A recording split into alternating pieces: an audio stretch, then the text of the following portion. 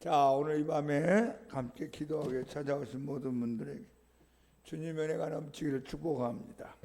자, 오늘은 교재 예수 그리스도 네 번째 페이지로 15쪽을 보겠습니다. 15쪽. 왜 잘못된 신앙의 길을 걸어가는 사람들이 나타날까? 그것은요, 성경을 해석을 잘못해서 그렇습니다. 이 성경이 아주 진리의 말씀, 하나님 말씀인데 이 성경을 해석을 잘해야만 올바른 진리를 따라가 구원의 길을, 영생의 길을, 천국의 길을 갑니다. 그런데 이 성경을 해석을 잘못하면 멸망의 길로, 지옥의 길로, 마귀의 길로 갈 수 있는 무서운 책입니다. 진짜가 있기 때문에 가짜가 나타납니다. 진짜 진리가 있기 때문에 가짜를 사탄이 만들어가지고 우리 인간들을 미혹하고 곁길로 가게 만들고 하나님 백성 되지 못하게 만드는 게 얼마나 많이 있는지 모릅니다. 여러분, 그 사람들도 다 성경 가지고 얘기를 합니다.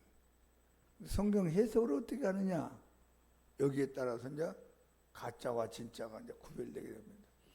그러면 이제 성경을 가장 잘 해석하는 방법이 무엇이냐? 한번 크게 해보세요. 예수 그리스도 중심으로 해석한다. 예수님을 중심으로 성경을 봐야 돼. 무슨 교단적으로 본다, 어떤 사람을 중심으로 해서 본다, 어떤 교주 중심으로 성경 본다. 그러면 이제 성경 해석이 곁길로 가는 겁니다. 성경 창세기부터 계시록까지 전체가 예수님을 주인공으로 해서 기록해 놓은 겁니다. 만약에 성경에서 예수님을 빼버렸다, 그럼 뭘 믿자는 거예요? 의미가 없어. 그래서 우리 기독교에서는 예수님의 가르침도 중요하지만 예수님 그분이 더 중요한 거예요. 다른 모든 종교들은 가르침이 중요해요. 공자 선생님이 말씀했다, 석가 선생님이 말씀했다, 맹자가 말했다, 소크라테스가 말했다, 그럴 수 있어요. 그런데 우리 기독교는 예수님 그분이 중요하고 그리고 더하기 예수님의 가르침이 중요한 거예요. 근데 가르침이 있는데 예수님은 안 계신다, 그러면 또 그게 안 되는 거예요. 예수님을 중심으로 성경을 자꾸 찾아보고 공부하고 해석하기를 축복합니다.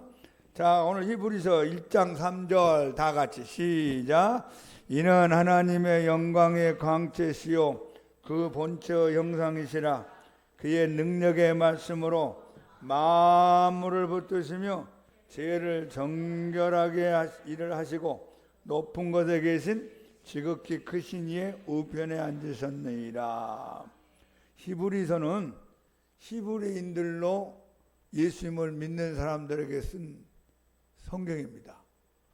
사도시대가 점점 지나고 순교자들이 나타나고 세월을 흐르다 보니까 유대교의 가르침이 다시 정통 기독교 안으로 스며들어왔습니다.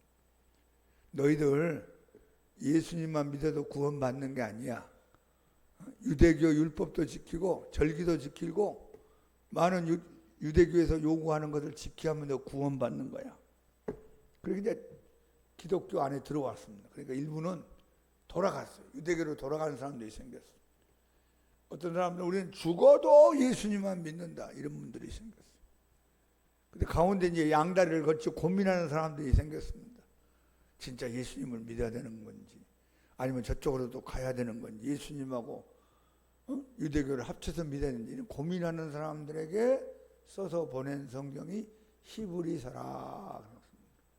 근데 히브리서에서 강조하는 것은 예수님이 어떤 분인가 하는 걸 대단히 강조하고 있어요.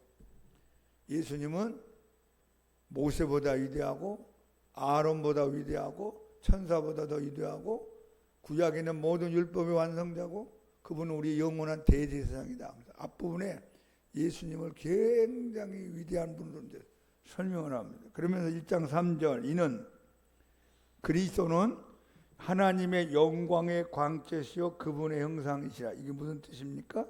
하나님이다, 그 말. 하나님 본체다 그래요. 그래서 우리 정통 기독교에서는 예수님을 하나님으로 보는 겁니다. 성자 하나님, 성부 하나님, 성자 하나님, 성령 하나님 그래요. 그의 능력의 말씀으로, 그리스도를 말합니다. 성자 하나님의 능력의 말씀으로 만물을 붙드시며. 여러분 그런 생각 해보셨어요? 저 태양도 공이고 달도 공이고 지구도 공이고, 우리 태양계에 있는 많은 뭐 수성, 목성, 토성, 이거 전부 다 공입니다. 큰 공인데 이게 안 떨어지잖아요. 휙 날아가지도 않고 가까워서 다가온 것도 아니고 일정한 거리를 유지하면서 계속 움직이면서 돌고 있단 말이에요. 참 신기하죠? 이거 누가 그랬을까? 누가 이렇게 하는 걸까? 여러분 모든 물체는요, 만유인력의 법칙에서 떨어지게 되어 있어요. 떨어집니다. 그러니까 지구도 떨어져야 되고 태양도 떨어져야 되고 달도 떨어지고 많은 별들도 떨어지는데 그게 떨어지지 않고 일정한 거리를 유지하면서 이게 공존하고 자전하면서 지금까지 존재해 왔어요. 이 모든 만물을 움직이고 붙드시고 계신 분이 예수님이다 그 말입니다. 할렐루야. 히브리서 1장 3절에 그 말씀하는 거예요. 그의 능력으로 만물을 붙들고 계시고, 그 다음에 어떻게 해요? 죄를 정케하는 일을 하시고, 저와 여러분이 더러운 죄를 지면은 또 깨끗하게 씻어주고, 또 깨끗하게 씻어주고. 오늘 예수님의 보혈의 능력이 여러분의 모든 죄를 다 씻어주기 바랍니다. 이건 끝이 없어요. 또 씻어주고 또 씻어주고 또 씻어주고. 높은 곳에 계신 지극히 크신 이, 이게 하나님입니다. 높은 곳에 계신 지극히 크신 이의 우편, 이 우편이 뭐냐? 우리가 오른쪽 왼쪽이 아니라 하나님의 자리를 우쪽이라 그랬어요. 그러니까 예수님이 지극히 높으신 하나님의 자리에 어떻게 하셨어요? 앉으셨느니라. 예수님이 서 계신 게 아니라 예수님이 앉으셨다. 모든 사역을 다 끝내고 완성하셨다는 뜻입니다. 지금 예수님 하나님 자리에 앉아 계시면서 또 우리 안에까지 와 계시고, 하나님이니까 시공간을 초월해서 위에도 계시고 이 땅에도 계시고 여러분 안에도 와 계시고, 그 예수님 모습이. 다시 한번 읽어봐요. 시작. 이는 하나님의 영광의 강체시요 그 본체 형상이시라.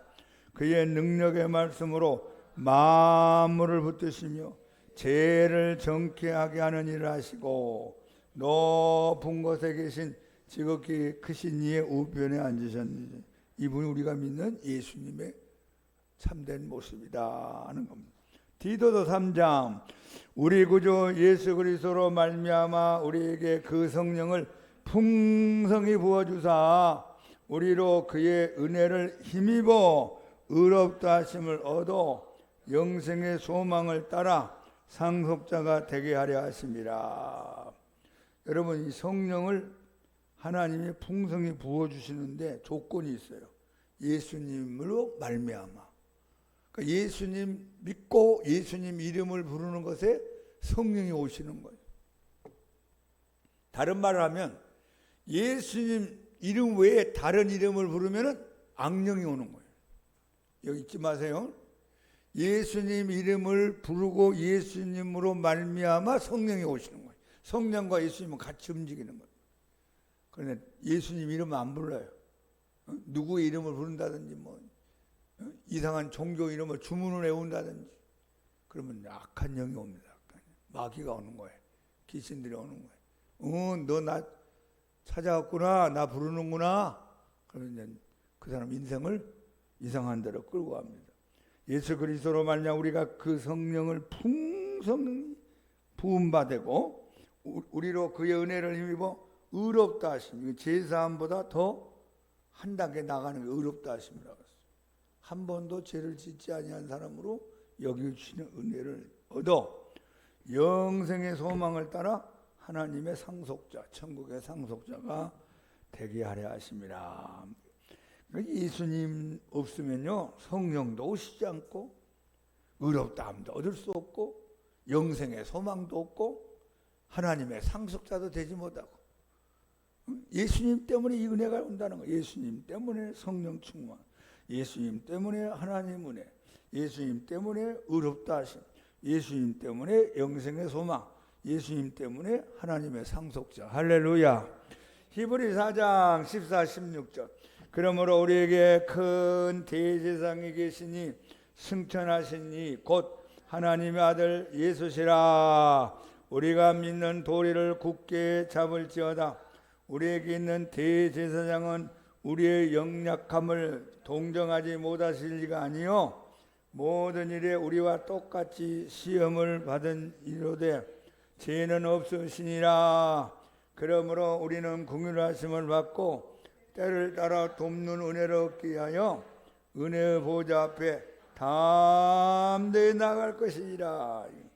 은혜의 보좌 앞에가 뭐냐면 시은자라고 그래. 시 베풀 시자, 은혜할 때 은자, 보좌할 때 자자. 하나님이 은혜를 베푸는 자리다 그러면. 근데 우리가 하나님의 시은자 은혜를 베푸는 자리에 어떻게 나간다고요? 담대히 부끄러움이 없이 당당하게 떳떳하게 나아갈 수 있는 것은 예수님이 계시기 때문이다. 하나님 나 싫어할 거야. 하나님 내 기도 안 들어줄 거야. 하나님 나를 별로 좋아하지 않는 것 같아. 하나님은 나를 등지고 있는 거야. 그런 마음을 가지면 안 된다는 거예요. 누구 때문에 나갈 수 있다고요? 우리의 큰 대제사장인 예수님 때문에. 근데 여기 15절 우리에게 있는 대제사장은 우리의 연약함을 동정하지 못하실 리가 아니요. 원래 번역할 때 어떤 뜻으로 했냐면 우리 연약함을 체휼하시니요 그랬어요. 체휼이 뭐냐면 몸체자, 몸으로 직접 경험하여 불쌍히 여김을 보여주는 마음입니다.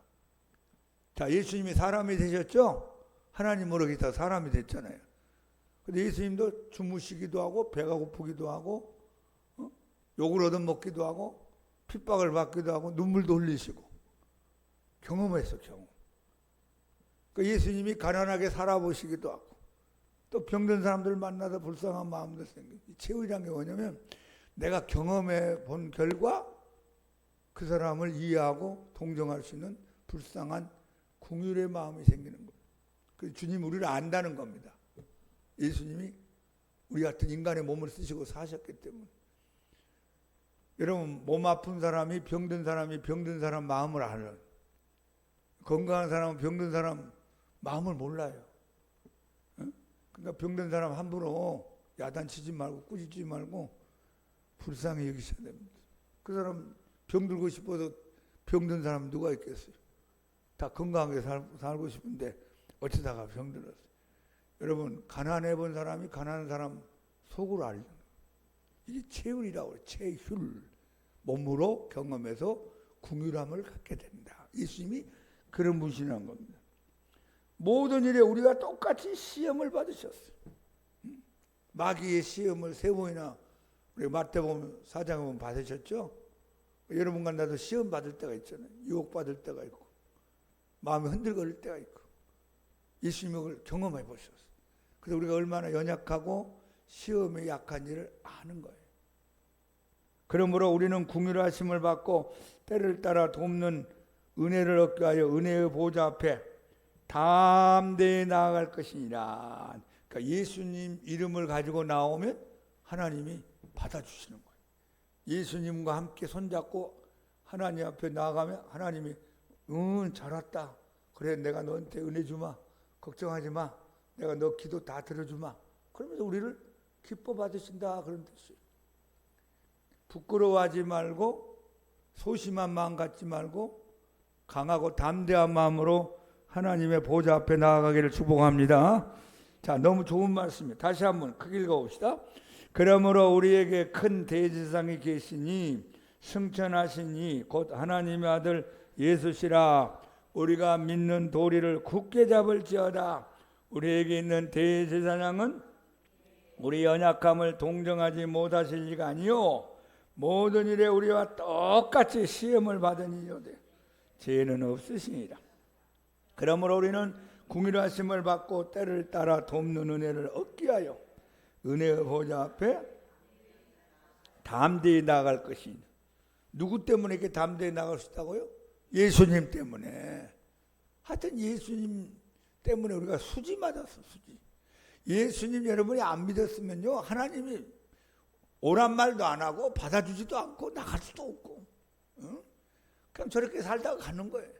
우리는 예수님 믿고 만나서 예수님 때문에 하나님 앞에 가서 하나님 아파요. 돈이 필요해요. 하나님 사업이 좀 잘 되기 원합니다. 우리 자식 좀 열어주세요. 어쩌고 쫑알쫑알 되면서 얘기해도 하나님이 그래 나 다 알고 있어. 내가 다 듣고 있다. 은혜를 막 주시는 거예요. 시은자, 은혜를 베푸는 자리에 나갈 수 있다는 거. 자, 베드로전서 1장 너희가 알거니와 너희 조상이 물려준 헛된 행실에서 대속함을 받은 것은 은이나 금같이 없어질 것으로 된 것이 아니요 오직 흠없고 점없는 어린 양 같은 그리스도의 보배로운 피로 된 것이다. 여기 이제 중요한 말씀, 대속이 대신 값을 지불해서 우리를 자유케 준다. 노예를 값 주고 사서, 그러면 내가 돈 주고 샀잖아요, 저 사람한테서. 그리고 이제 그 노예를 향하여 노예 문서를 찢어버리고 불태워버리면서 너는 이제부터 자유인이야. 마음껏 자유롭게 살아라. 그게 대속이라고 그래. 대신 값을 지불해서 자유롭게 만들어 주었다. 우리가 제 값을 가지고 있는 사람들, 제 짐을, 제 값을 치러야 될 사람인데 예수님이 어떻게 했어요? 은이나 금 같은 거 없어질 것으로 한 것이 아니라 오직 흠없고 점없는 어린 양 같은 그리스도의 보배로운 피, 예수의 피로 우리의 죄값을 다 지불해 주심으로 저와 여러분의 죄가 깨끗해진 줄로 믿습니다. 여러분 죄 문제가 깨끗이 해결됐어요. 이것도 예수님의 피 때문에 그런 거예요. 내가 뭐 잘나고 내가 뭐 선행을 해가고 내가 뭐 착하게 살고 내가 뭐 노력하고 내가 뭐 열심히 무슨 잠을 안 자고 내가 무슨 노력을 해서 아니라 나의 죄를 씻기는 누구의 피?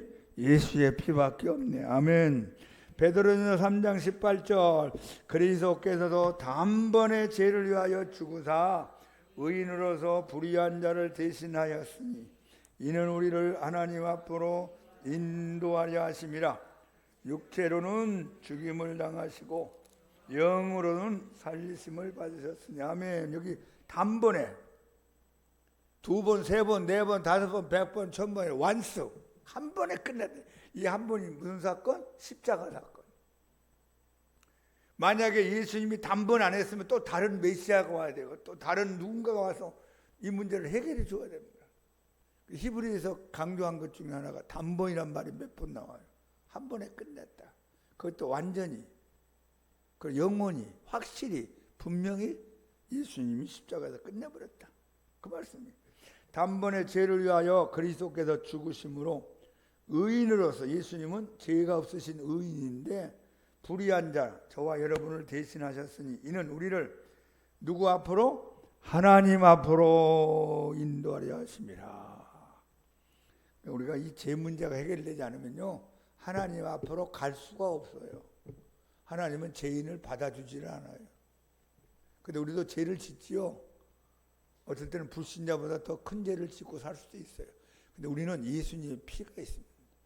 예수님의 피가 또 씻어주고 또 씻어주고 또 씻어주어서 우리를 깨끗하게 거룩하게 만들고, 저 사람들의 죄는 계속 쌓이는 거예요. 예수 피가 없으니까 또 죄, 또 죄, 그리고 죄, 많은 죄, 큰 죄, 그 죄가 있는 거예요.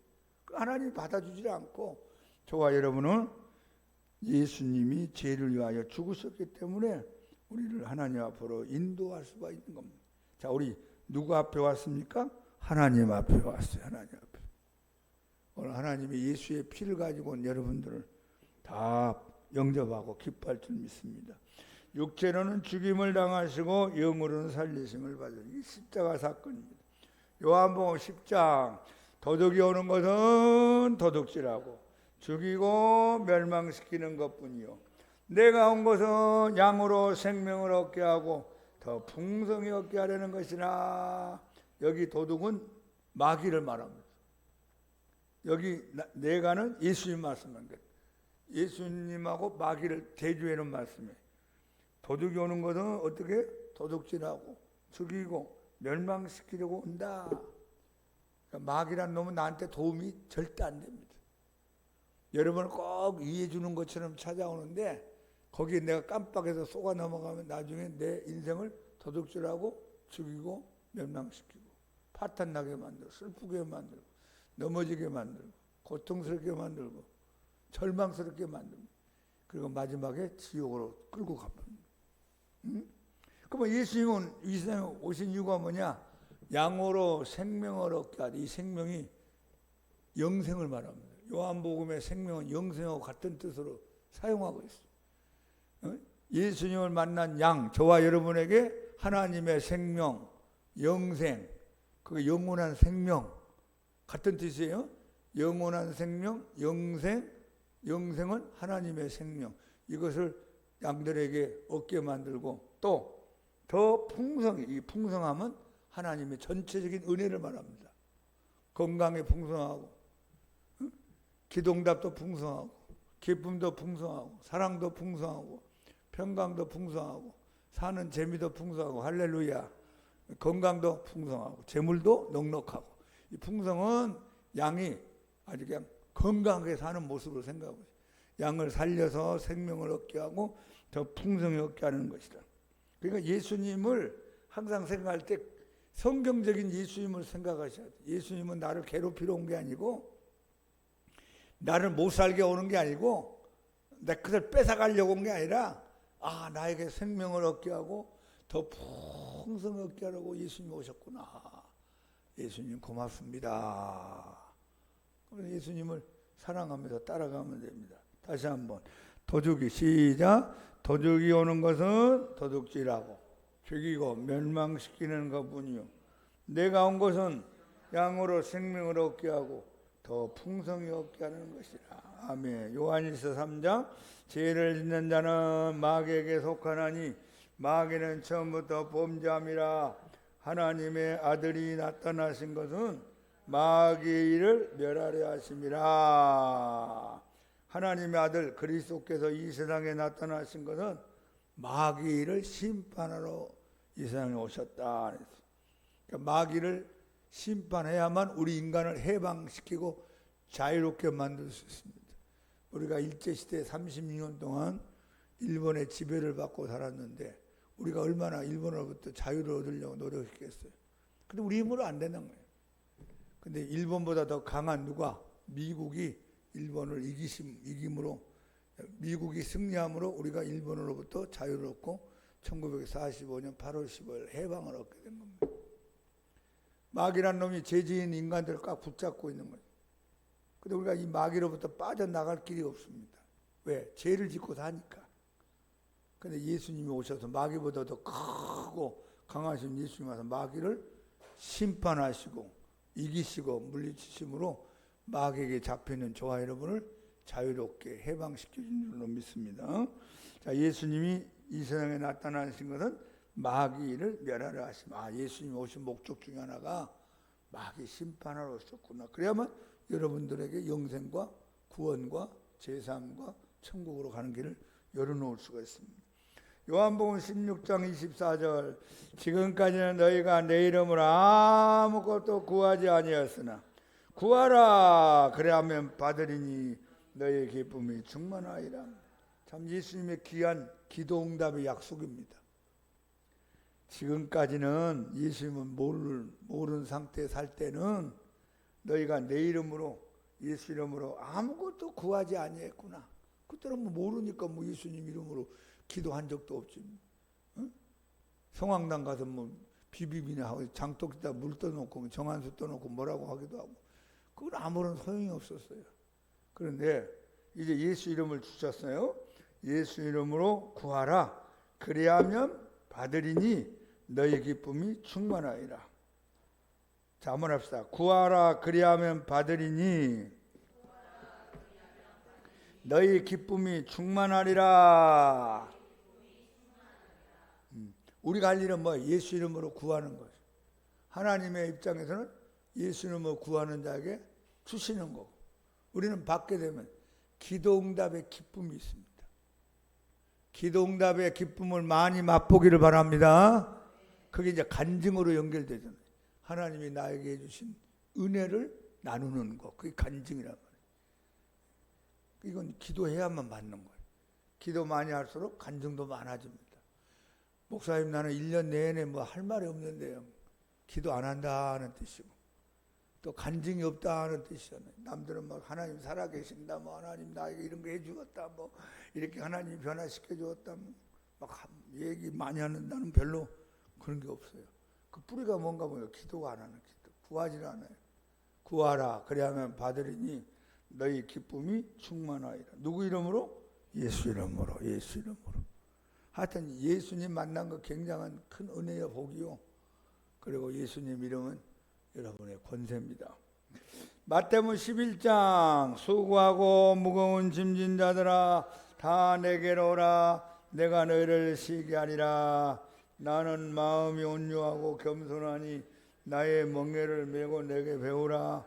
그러하면 너희 마음이 쉼을 얻으리니 이는 내 멍에는 쉽고 내 짐은 가벼움이라 하시니라.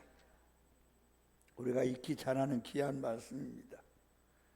유대 사회에서는요, 어미소하고 송아지하고 둘이 같이 멍에를 매게 만든대요. 그러니까 이 송아지는 엄마 옆에 따라가면 되는 거예요. 따라가면 전체는 다 엄마 소가 다 책임지는 거예요. 아빠 소, 엄마 소가 다 하고, 여기가 이제 그 멍에가 이렇게 조그만해지겠죠. 큰 것은 이제 엄마, 아빠 소가 메고 가면서 송아지 옆에서 같이 보조 맞추면서 가면 됩니다. 자, 내가 예수님을 만나고 수고하고 무거운 짐을 어떻게 하느냐? 예수님이 다 지겠다는 거예요. 자, 한번 해봐요. 수고하고 무거운 짐을 예수님께 넘기자. 예수님께 맡기자. 그러면 예수님이 이제 지고 가시는 거야. 그럼 우리는 예수님 옆에서 그냥 예수님 보면서 예수님 뭐 이야기하면서 같이 가면 된다. 이게 그런 뜻입니다, 여러분. 나는 마음이 온유하고 겸손한 나의 멍에, 예수님의 멍에를 메고 내게 배우라. 그래야면 너희 마음이 쉼을 얻을 것이다. 내 멍에는 쉽고 내 짐은 가벼움이라. 지금으로 말하면요, 자동차 운전하는 걸 생각해 보세요.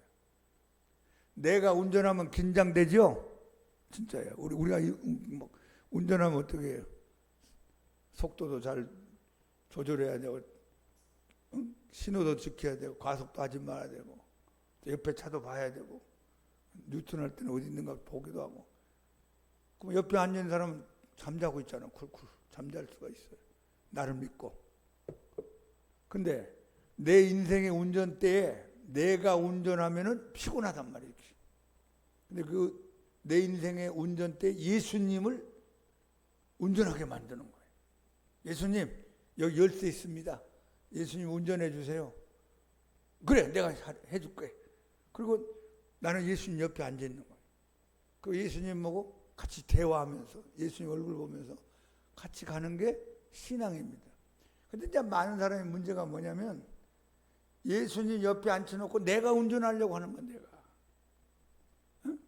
내가 운전하는 게 잘하겠어요? 예수님 운전하는 게 더 잘하겠어요? 예수님이 더 잘하죠. 예수님은 사고 난 적이 없어.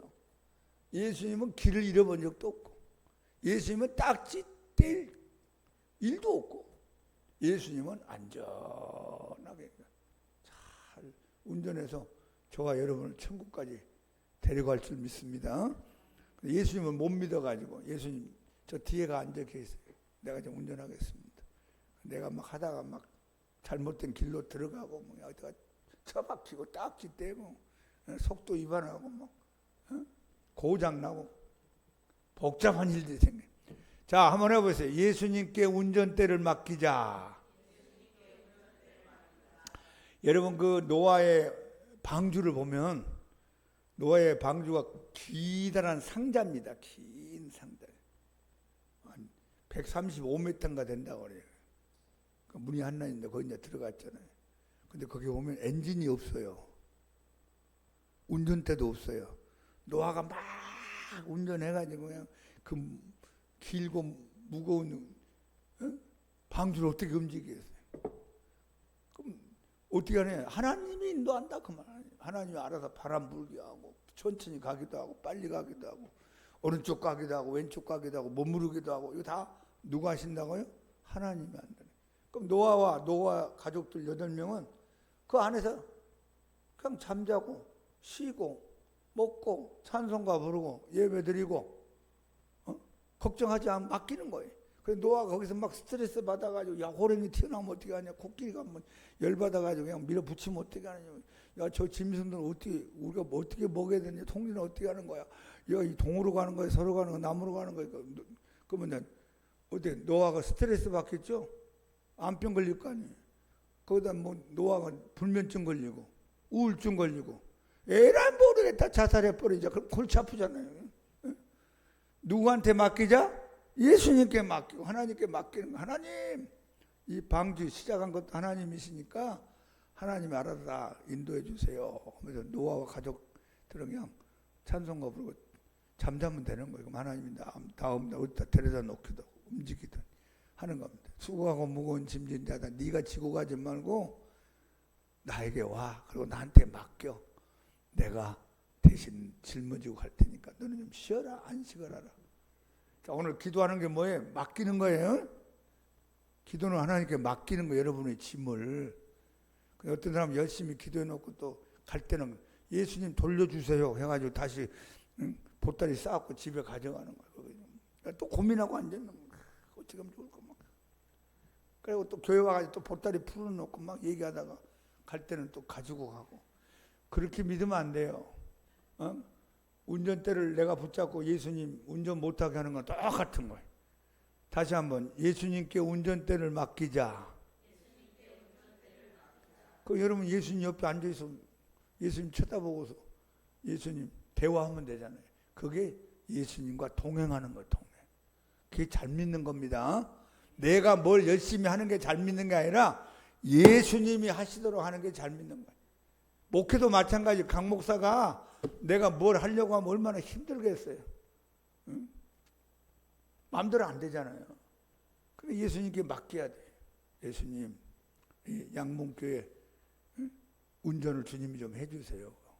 저는 못하겠습니다. 예수님, 저는 예수님께 맡기고 옆에 있겠습니다. 잘한다, 강 목사, 내가 해주마.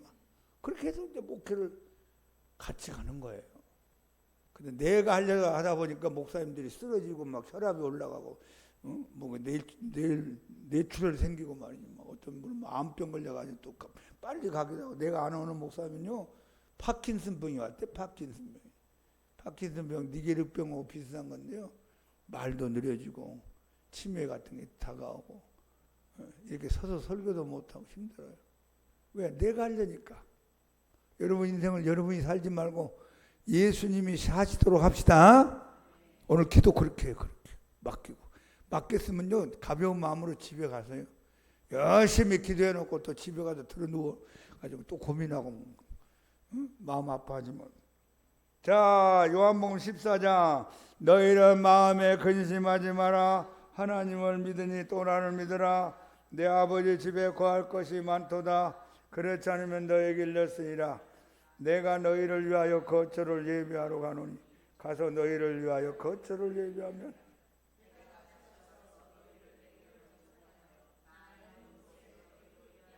예수님이 천국에서 뭐 하시느냐? 여러분 집 짓고 있대요. 예수님이 이 땅에서는 직업이 목수였잖아요. 응?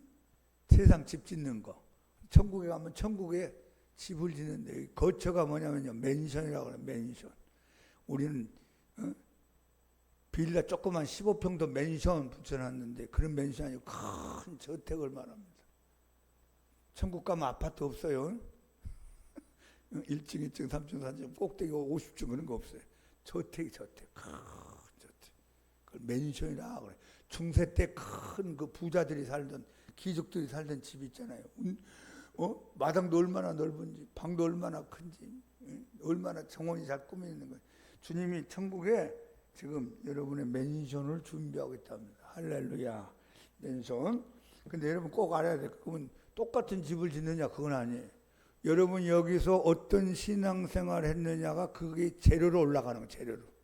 찬송의 재료, 감사의 재료, 기도의 재료, 봉사의 재료, 헌금의 재료, 예배의 재료, 구제의 재료, 이게 전부 다 이제 하늘나라로 올라가는데, 올라가면 그게 이제 내 천국의 집을 짓는 재료로 간답니다. 재료로. 그러니까 여기서 잘 믿어야 되겠어요? 적당히 믿어야 되겠어요? 잘 믿어야 돼. 천국에다 내가 저축해 놓는 거죠. 전부 다. 아마 여기 우리 가서 보면 집들이 다 크기가 다를 거예요. 그건 우리가 지금 안 보여서 그렇지. 아이고 이럴 줄 알았으면 저 땅에 있을 때 열심히 잘 믿고 뜨겁게 하나님 앞에 충성할 걸. 아이고 아깝다. 자, 천국에 가보면 압니다. 천국에 나의 집을 예수님이 짓는데 내가 이 땅에서 어떻게 신앙생활하느냐, 그것이 천국의 집의 재료가 된다 하는 걸 잊지 마시기 바랍니다. 요한복음 12장 내가 진실로 진실로 너희에게 이르노니 하늘의 밀이 땅에 떨어져 죽지 아니하면 하늘 그대로 있고 죽으면 많은 열매를 맺느니라. 예수님이 십자가 못 박혀 죽으심으로 저와 여러분이 다 하늘의 밀을 썩어서 많은 열매가 난 것이 우리가 작은 예수의 열매가 나타난 거예요. 예수님 때문에. 예수님이 십자가에서 죽지 않았더라면 우리 같은 사람이 안 나타났을 거 아니에요. 예수님 때문에 지금 20억에 해당되는 사람들이 예수님의 이름 부르고 살아갑니다. 이 은혜가 여러분들에게 넘치기를 축복합니다. 자, 252장 우리 좀 빠른 찬송 하나 걸고 우리 열심히 기도합시다. 252장 나의 죄를 씻기는 예수의 피밖에 없네. 다시 정치하기도